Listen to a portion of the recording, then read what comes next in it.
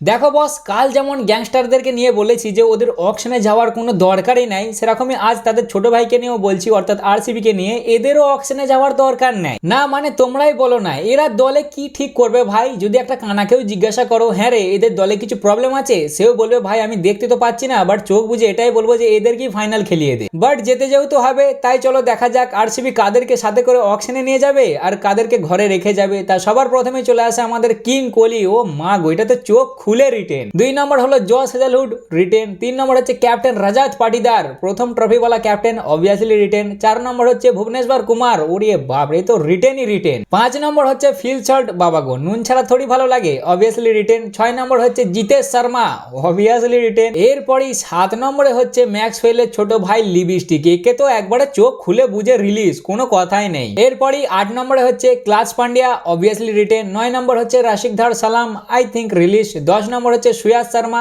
No doubt retain. 11 নম্বরে Yash Dayal, obviously retain. 12 নম্বরে Romario Shepherd, ওফ, অবভিয়াসলি রিটেন। 13 নম্বর Tim David, no doubt retain. 14 নম্বরে দেবদত্ত পাটিকল, অবভিয়াসলি রিটেন। এবং 15 নম্বরে জেকব বেদল, অবভিয়াসলি রিটেন। মানে কাকে ছাড়বে ভাই, এরা সবাইকে রিটেন করে নাও। কি গো আরসিবি ওয়ালারা, ঠিক বললাম তো? আর সব ঠিকঠাক হলো তো? কমেন্টে কিন্তু অবশ্যই জানিও।